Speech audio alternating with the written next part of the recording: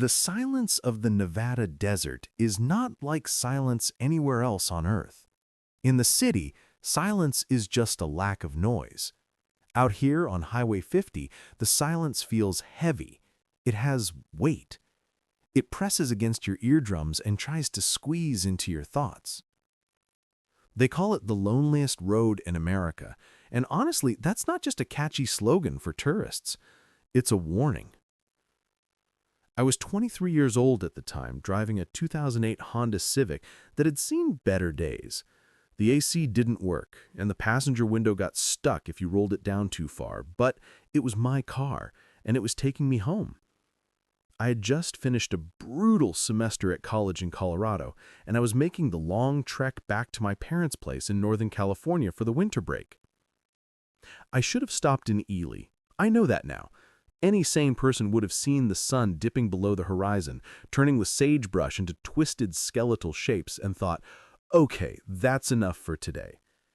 But I was stubborn. I was young, and I was fueled by 2 large Red Bulls and a desire to sleep in my own bed, not on a motel mattress that smelled like stale cigarettes and regret. By 2 a.m., the regret had set in anyway. I hadn't seen another pair of headlights for over an hour. When you drive alone for that long, in that kind of darkness, your mind starts to play tricks on you. The dashboard lights become too bright. The hum of the tires on the asphalt starts to sound like voices. You start checking the rearview mirror every 10 seconds, expecting to see something, anything. I was fighting to keep my eyelids open, blasting a podcast about true crime just to keep my brain engaged. The host was talking about a cold case from the 80s when my headlights caught something on the shoulder of the road. It was a person. In the middle of the high desert, 50 miles from the nearest town, standing in the gravel. My first instinct was fear, pure, primal self-preservation. Keep driving, do not stop. That's what every horror movie teaches you. But then the human part of my brain kicked in. It was late November. The temperature gauge on my dashboard read 34 degrees. If that person was stranded, if their car had broken down and they were trying to walk to civilization, leaving them here was a death sentence. Hypothermia doesn't take long out here. I slowed down, my tires crunching over the loose gravel as I pulled onto the shoulder about 50 yards ahead of the figure. I kept the engine running. My hand hovered over the gear shift, ready to slam it back into drive if things felt wrong. I watched the rearview mirror. The figure didn't run toward the car. They didn't wave frantically. They just walked. A slow, rhythmic, mechanical walk. As he got closer to the passenger side, I hit the unlock button. The sound echoed loudly in the small cabin. The man opened the door and slid in. The first thing that hit me was the smell. It wasn't body odor and it wasn't alcohol. It smelled like ozone, that sharp, metallic scent you get right after a thunderstorm strikes a power line. Beneath that, there was something musty, like old clothes that had been packed away in a damp attic for decades. "Thanks," he said. His voice was dry. It sounded like dragging heavy stones over concrete. "No problem," I said, trying to inject a casual tone into my voice that I definitely didn't feel. I merged back onto the highway, glancing at him quickly. He was wearing a gray suit. Not a modern suit, but something from the 70s or maybe even earlier. The lapels were too wide, the fabric looked thick and itchy. It fit him poorly, hanging off his frame like he had shrunk since he bought it. He sat perfectly still, hands folded in his lap, staring straight ahead at the darkness illuminated by my high beams. "Car trouble?" I asked. He didn't blink. "Just walking." "Walking? Out here? That's a hell of a walk. Where are you headed?" This is the part that I still replay in my nightmares. He turned his head slowly to look at me. The movement was too smooth, like a camera panning on a tripod. His skin was pale, almost waxy in the green glow of the dashboard lights. His eyes were wide, unblinking, and dark. I am going to the blue house, the one with the red mailbox. The fence is broken on the left side. The third slat is missing. My blood ran cold. My hands gripped the steering wheel so hard my knuckles turned white. I grew up in a blue house. My dad had painted the mailbox red 3 years ago. And the fence? I had broken that fence slat backing my car out of the driveway the day I left for college. My dad hadn't fixed it yet. "Excuse me?" I whispered. My throat felt tight. He didn't explain. He just smiled. It wasn't a friendly smile. It was a mimicry of a smile, too wide, showing too many teeth, the corners of his mouth stretching unnaturally high. "Just drive," he said softly. For the next 40 minutes, silence filled the car like water filling a sinking ship. I couldn't look at him. I could feel his eyes on the side of my face, dissecting me. Every instinct I had was screaming, "Predator! Danger! Get out!" I pulled off the highway and into the truck stop. It was desolate, bathed in that flickering, sickly yellow sodium light. There were 2 semi-trucks parked way in the back, their drivers likely asleep.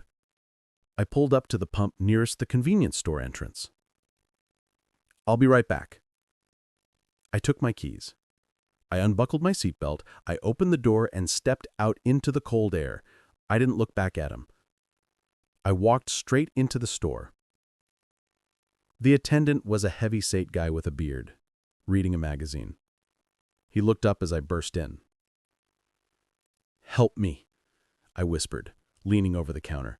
"There's a guy in my car. He knows where I live. He's acting crazy. I need you to call the cops." The attendant frowned, confused. "Is he threatening you?" "Just look," I pointed out the window towards my car. The attendant leaned forward to look at pump number 4. "Which car?" I said. "The Honda. The silver Honda right there." I stopped. The passenger seat was empty. I ran to the window. The car was empty. I scanned the parking lot and it was flat, open concrete for acres. There was nowhere to hide, no other cars leaving. He was just gone. "He was right there," I stammered. "He was in the passenger seat." The attendant looked at me with pity. "You look tired, son. You been driving long?" "I'm not crazy," I snapped. "He was there." I grabbed a coffee, my hands shaking so bad I spilled some on my hand, burning the skin. I walked back to the car cautiously. I checked the back seat. Nothing. I checked the trunk. Nothing. I got back in the driver's seat. The smell of ozone was still there, faint but undeniable. And on the passenger seat, right where he had been sitting, was a rag. It was an old, greasy mechanic's rag, stained with oil and something dark that looked like dried blood. I didn't touch it. I used a napkin to swipe it onto the floor mat. I just wanted to get out of there. I wanted to be home. I got back on Highway 50. I checked the clock. 3:15 a.m. I drove faster now. 80 miles per hour, 85. I wanted to put as much distance between me and that truck stop as possible. I turned the radio up loud, trying to drown out the memory of his voice describing my childhood home. Rationalize it, I told myself. Maybe he was a stalker who knew my family. Maybe it was a lucky guess. Maybe I'm hallucinating from sleep deprivation. I must have driven for another hour. I was at least 70 miles away from where I stopped. I was beginning to calm down. The adrenaline was fading, leaving me exhausted. Then I saw it. Up ahead.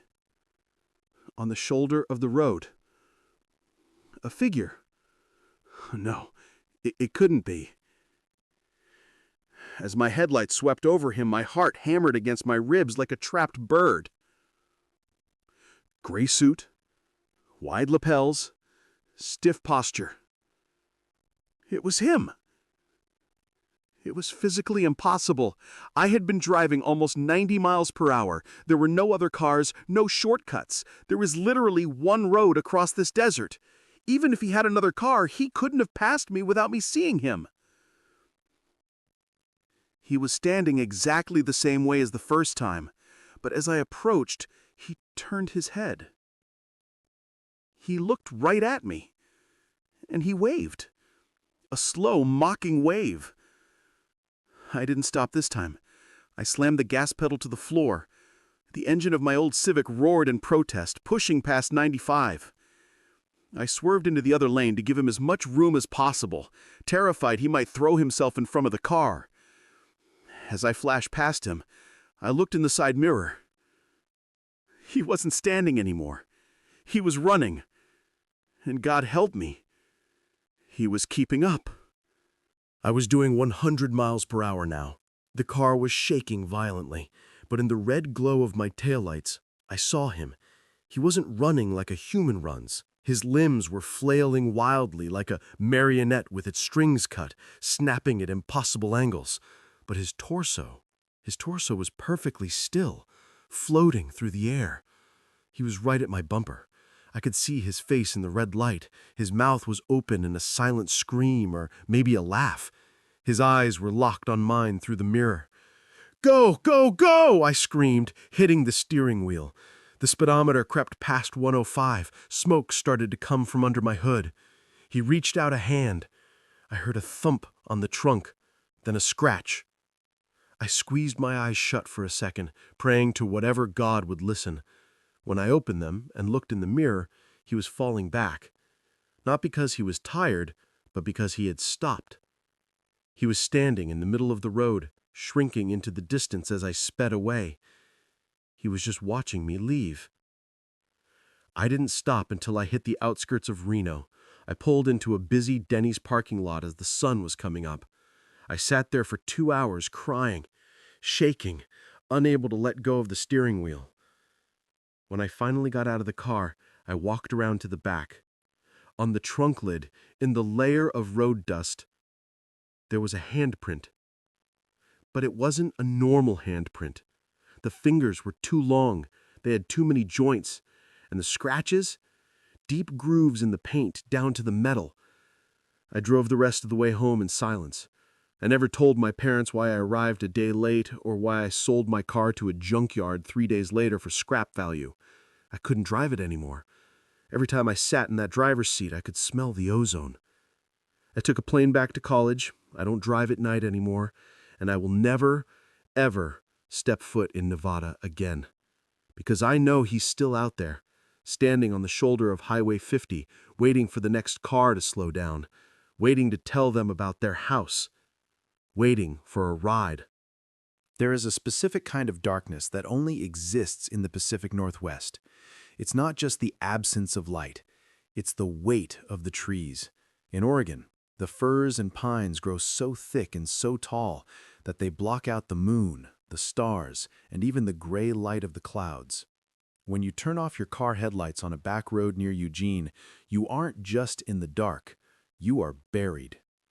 I was 20 years old, a sophomore at the University of Oregon.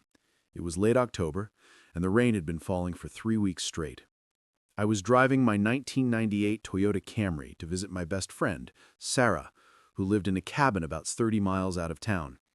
It was supposed to be a girls' weekend of wine and bad movies. I took a shortcut. Google Maps said it would save me 15 minutes. It sent me down a winding, 2-lane logging road that snaked through the Willamette National Forest. I was singing along to the radio when the steam started. It hissed out from under my hood, white and violent against the rain-slicked windshield. The temperature gauge shot into the red zone instantly. "No, no, no, no," I pleaded, tapping the dashboard. The engine sputtered, coughed, and died. I coasted to a stop on the narrow shoulder, the gravel crunching loudly beneath my tires. Silence.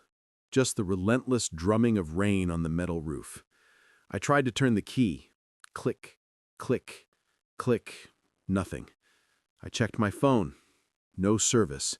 Of course, I sat there for 20 minutes, locking and unlocking the doors, staring at the wall of wet trees. Panic started to creep in. It was getting colder, and the heater was dead. I knew I couldn't stay in the car all night. I needed help. Then, I saw headlights. They appeared around the bend, twin beams cutting through the mist. I didn't even think about safety. I just felt relief. I opened my door and stepped out into the freezing rain, waving my arms frantically. The vehicle slowed down. It was an ancient wood-paneled station wagon, a Buick, I think. It looked like something from a 1980s family sitcom, rusted around the wheel wells. The window rolled down. The driver was an old man. He had to be at least 70. He had wispy white hair, thick glasses that magnified his eyes, and he was wearing a red flannel shirt. He looked like everyone's grandpa. He looked like Santa Claus on his day off. "Car trouble, sweetie?" he asked, his voice warm, raspy, and kind. "My radiator blew, I think, and I have no cell service." "Well, you can't stay out here," he said, shaking his head. "Hypothermia is no joke. I'm heading into Oak Ridge. I can drop you at a diner with a payphone." I hesitated. Every stranger danger class I had ever taken flashed through my mind. But then I looked at him again. He was frail. His hands shook slightly on the steering wheel, and I was freezing. "Thank you so much," I said. I reached for the front passenger door handle. "Ah, hold on," he said, chuckling. "Front seat is a disaster zone. I'm a bit of a pack rat. You'll have to hop in the back." I looked through the window. The front passenger seat was indeed piled high with old newspapers, fast food bags, cardboard boxes, and tangled jumper cables. It looked like a hoarder's nest. He popped the lock for the back door. I opened it and climbed in. The smell hit me immediately. It wasn't a bad smell exactly. It was sterile, like pine sol and bleach, mixed with the stale scent of old tobacco smoke. It was heavy, cloying. "Sorry about the mess," he said, putting the car in gear. "I keep meaning to clean it out." "It's fine," I said, shivering. "I just really appreciate the ride." We drove for about 10 minutes in silence. The heater was blasting, which felt good at first, but soon it became stiflingly hot. "So," he said, watching me in the rearview mirror, "you a student? Up at the university?" "Yeah," I said, "studying psychology." "That's nice. Pretty girl like you. You got a boyfriend? Someone worrying about where you are?" The question made the hair on the back of my neck stand up. It was the way he said it. Too casual. "Yeah," I lied. "My husband, he's actually a police officer. He's expecting me in 20 minutes. The old man didn't flinch. He just smiled at the road. "A police officer. That's good. Very good." The heat was getting unbearable. I felt nauseous. "Do you mind if I crack a window? It's getting a little stuffy." "Go ahead," he said. I reached for the window crank on the door panel. My hand brushed against smooth plastic. I looked down. There was no crank. There was no button. Just a hole where the mechanism used to be, covered with a piece of duct tape. I frowned. I reached for the door handle to just pop the door open a crack for air. There was no handle. I froze. I looked at the other door on my left. No crank, no handle. The interior panels had been stripped bare. I felt a cold spike of adrenaline in my chest. "Sir," I said, my voice trembling, "the handles are missing." He didn't answer. He reached over to the dashboard and turned up the radio. Old, static-filled country music filled the car. "Sir," I said louder, "I need you to pull over. I'm going to sick." "We're taking a shortcut," he said. His voice was different now. The warmth was gone. It was flat, dead. He swerved the car sharply to the left. We weren't on the paved road anymore. We were bouncing down a dirt logging track, heading deeper into the dense forest. The branches of the trees were scraping against the roof like skeletal fingers. Scrape, scrape, scrape. "Where are we going?" I screamed. I started pounding on the window. "Let me out!" He ignored me. He was humming along to the radio. I threw myself against the door, trying to use my weight to force it open. It didn't budge. It wasn't just missing handles. The child locks were engaged. I was trapped in a cage on wheels. Then I heard a sound that stopped my heart. Thump. It came from behind me, from the trunk area of the station wagon. Thump. It was a muffled sound, rhythmic, like someone kicking or someone trying to scream through a gag. I looked at the rearview mirror. The old man was staring right at me. His eyes were magnified by the glasses, looking huge and predatory. He wasn't smiling anymore. He looked annoyed. "Quiet down back there," he yelled. But he wasn't talking to me. He was talking to the trunk. I realized then that I wasn't just being kidnapped. I was being collected. The car skid to a halt in a muddy clearing. It was pitch black outside. No lights, no civilization, just the woods. He killed the engine. The silence rushed back in, heavy and terrifying. He unbuckled his seatbelt slowly. He turned around in his seat to face me. "You lied to me, didn't you, about the policeman husband? I can smell a liar." He opened his glove box. The little light illuminated a hunting knife. The blade was rusted, jagged. He opened his door and stepped out into the rain. I scrambled backward, pressing myself against the opposite door, hyperventilating. My eyes darted around the floor. Weapon! I need a weapon! Fast food wrappers, old newspapers, nothing. Wait. Under the driver's seat, something metallic glinted in the dim light. I reached under the seat, my fingers brushing against cold steel. It was a tire iron, a heavy, rusted lug wrench that must have slid backward when he braked. I gripped it. It was heavy. I heard the click of the rear door lock being disengaged from the outside. The door swung open. The old man stood there, silhouetted against the dark trees. The rain matted his white hair to his skull. He raised the knife. "Come on out, sweetie. Don't make this hard." I screamed, a primal, guttural sound, and I didn't just swing the tire iron. I lunged. I put my entire body weight behind it. I brought the metal bar down directly onto his kneecap. The sound was sickening, a wet crunch. He didn't scream. He gasped, a horrible sucking sound, and collapsed into the mud, clutching his leg. The knife flew out of his hand. I didn't wait to see if he was getting up. I scrambled out of the car, jumping over his writhing body. I ran. I ran blindly into the forest. Branches whipped my face, cutting my skin. I slipped in the mud, fell, got up, and ran again. I ran until my lungs burned like fire. I could hear him shouting behind me for a few minutes, angry, incoherent curses, but then the sounds faded. I found a main road 3 hours later. A trucker nearly ran me over because I was standing in the middle of the lane, waving my arms.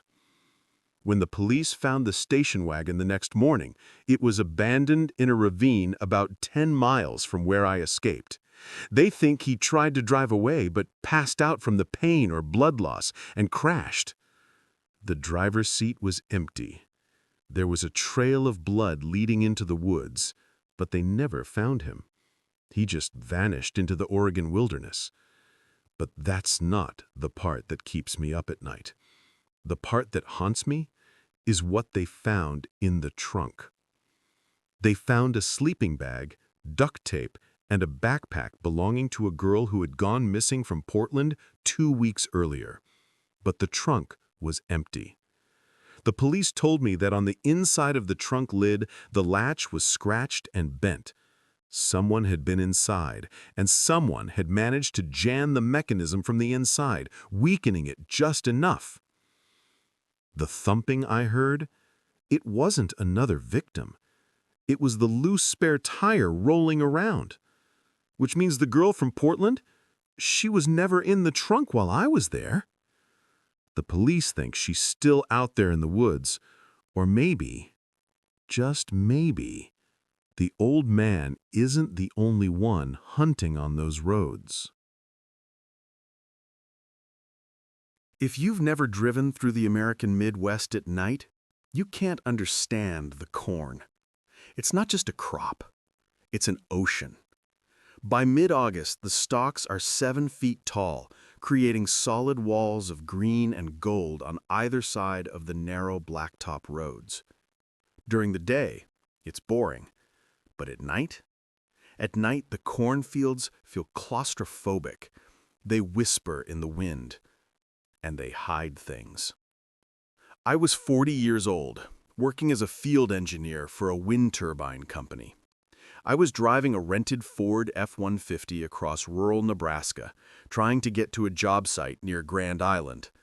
It was just past 11:30 p.m. My GPS had routed me off the interstate to avoid a massive construction backup, putting me on a desolate 2-lane county road that hadn't seen a street lamp in 20 miles. I was tired. The kind of tired that makes your eyes burn. The only things keeping me company were the static-filled radio and the hypnotic rhythm of the white dashes flying under my hood. That's when I saw her. It was so sudden, so jarring against the monotonous black landscape that my brain took a second to process what I was seeing. About a quarter-mile ahead, illuminated by the far reach of my high beams, there was a splash of white in the middle of the road. I took my foot off the gas. As the truck coasted closer, the shape resolved into a person. It was a woman. She was on her knees, right on the center line, her body slumped forward. She was wearing a white summer dress that looked stained with dirt or mud. Her hands were buried in her hair, covering her face. She was rocking back and forth violently. My heart hammered against my ribs. Accident? I scanned the ditches on either side of the road for a wrecked car. Nothing. Just the endless walls of corn. Assault? Did someone dump her here? I brought the truck to a stop, about 30 feet away from her. The headlights bathed her in a blinding white glow, but she didn't react. She didn't look up. She just kept rocking and sobbing. I couldn't hear her over the idle of my diesel engine, but I could see her shoulders heaving. My hand went to the door handle. My instinct, my human decency, screamed at me to jump out, run to her, and help. But something stopped me. My father was a state trooper for 30 years. When I was a kid learning to drive, he drilled one thing into my head. Situational awareness, son. The world isn't nice. If something looks wrong, it is wrong. Something looked wrong. Why was she right in the middle of the road? Why hadn't she looked at the lights? Why was she perfectly positioned to force a car to stop? I put the truck in park, but I left the engine running. I locked the doors. Click-clack. I rolled the driver's side window down just 2 inches. The humid night air rushed in, smelling of fertilizer and damp earth. "Ma'am, are you okay? Do you need help?" The reaction was instant and chilling. The rocking stopped. The sobbing stopped. It didn't taper off like a person calming down. It just cut out, like someone flipped a switch on a machine. She froze. Then, slowly, she lowered her hands from her face. I expected to see tears. I expected to see blood, bruises, terror, the face of a victim. What I saw was a blank mask. Her face was pale, her expression completely devoid of emotion. Her eyes were wide and dry. She wasn't crying. She had never been crying. She tilted her head to the side, looking at me through the windshield with a gaze that felt like ice water in my veins. Then she opened her mouth and screamed. But it wasn't a scream for help. It was a signal. It was a high-pitched, animalistic shriek that tore through the silence of the night. At the exact same time, to my left, the wall of corn exploded. The tall stalks were shoved aside violently as 3 men burst out of the field. They were moving fast, sprinting toward the driver's side of my truck.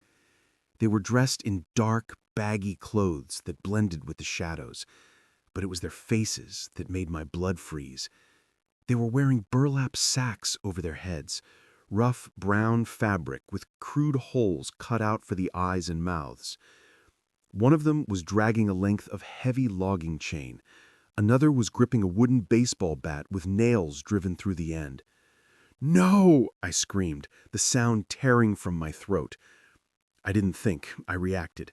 I slammed the gear shift into drive and stomped on the gas pedal.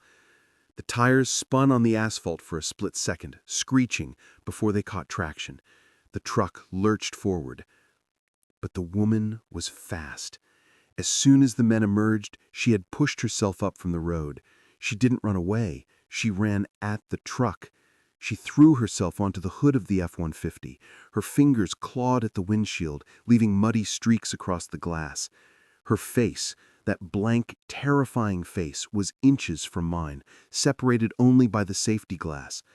She was screaming something now, her mouth opening impossibly wide, her eyes rolling back in her head. I couldn't see the road. "Get off!" I yelled, swerving the wheel hard to the right. Smash! The sound of glass shattering exploded behind my left ear. The man with the bat had reached the truck. He had swung at the side window. Thank God for the height of the truck. He missed my head by inches, but the side window shattered, spraying safety glass all over my shoulder and lap. I felt a hand grab my shirt through the broken window. Rough, gloved fingers dug into my shoulder. I roared in panic and swerved hard to the left, toward the center of the road. The motion ripped the man's grip loose.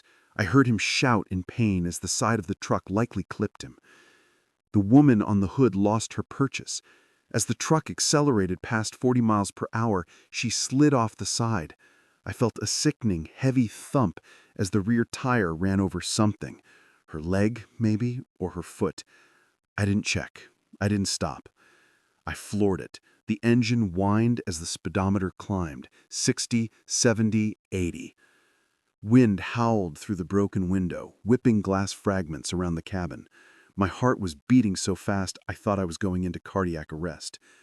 I kept checking the rearview mirror, half expecting to see headlights chasing me. But there was nothing. Just the red glow of my taillights illuminating the empty road.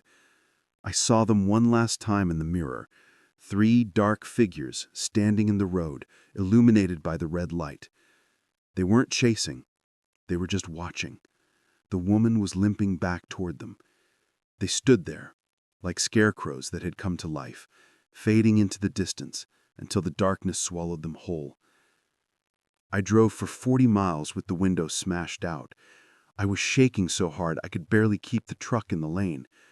I finally reached a brightly lit truck stop on the outskirts of Hastings. I pulled right up to the front door, practically jumping the curb.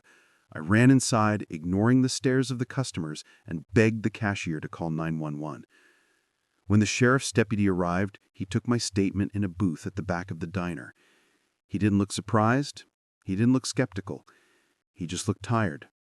He closed his notebook and sighed, rubbing his temples. "You're the lucky one, son." "Lucky?" I snapped, picking a shard of glass out of my hair. 2 weeks ago, the deputy said, leaning in, we found a sedan in a ditch about 5 miles from where you were. Engine was running. Doors were open. There was a purse inside, wallets, phones. But the couple driving it? Gone. Not a trace. We found blood on the asphalt, but no bodies. He looked out the window at the dark horizon. "It's a game to them," he said. "They use the woman as bait. If you stop, if you get out of the car, well, we don't know what happens next, but nobody ever comes back to tell us." I flew home the next day. I left the rental truck there. I didn't care about the deposit. I still drive for work, but now I have rules. I stick to the interstate. I keep my doors locked. And if I see someone on the side of the road at night, crying, bleeding, begging for help, I don't stop. I just pray for them, and I keep driving.